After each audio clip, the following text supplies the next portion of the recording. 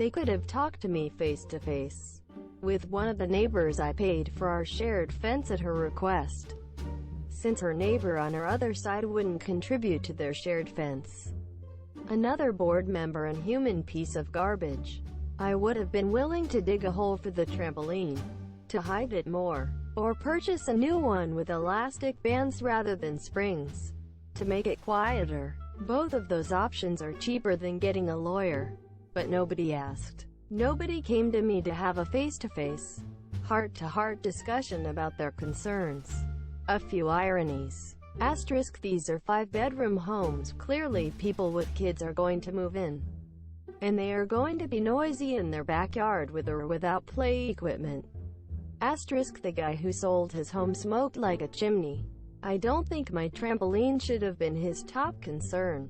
Asterisk, the people who ended up buying his home are a great family with 2 kids who don't care about toys in other people's backyards. Asterisk, my neighbors have raised kids to adulthood, one of them 2 very active boys.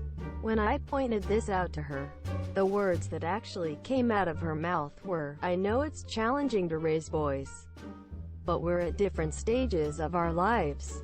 As if that justified her trying to screw me. Back to the story. I filled out the form and sent it in. The Architectural Review Committee denied it a month later. I appealed the decision and met with the board in August. They sent me a letter and said it was in violation. I asked which rules I violated. They never sent me a letter, so I asked again a week ago. The property manager was adamant she had sent the letter, but I asked for proof. She forwarded an email where she put my name in the to field after the fact. I had a strong suspicion it was after the fact due to the following reasons. Asterisk, an HOA meeting was mentioned that never took place. Asterisk, the responses to my questions varied in color, indicating they had been edited at different times. Asterisk, she responded immediately to my request for proof by indicating she would forward the email, but then took an hour, presumably editing a draft she never sent. Asterisk, she cited a rule early in the email, but then cited an additional rule later that superseded the first. The first cited rule could have simply been omitted. Asterisk, the message was not marked as a forwarded message at the top, and the sent time didn't include seconds.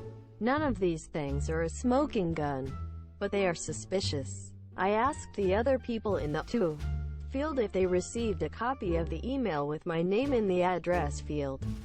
The only honest member of the board replied he hadn't. The rest remained silent because they didn't want to look like they and the property manager dropped the ball. Intermission. If you're curious why the board didn't like my trampoline, here is the rationale provided in the letter that was never sent. Due to the close proximity of the homes to each other and the small yards, the trampoline is unsightly to the homes surrounding it. Realtors for those homes surrounding you have stated that it is a detraction to selling homes and is lowering the home values of those around it. There have also been neighbor complaints regarding the noise level, which creates those homeowners to be unable to enjoy their homes. They are also unable to use certain portions of their homes while the trampoline is being used. My kids all weigh under 35 pounds. They go to bed at 7 p.m. and don't jump on the trampoline in the morning before 10 a.m. My neighbors bought homes 10 feet away from mine. What did they expect? Back to the story. The year-end meeting was scheduled for yesterday, and 4 board positions were up for election. I got 3 of my friends on the street to run with me.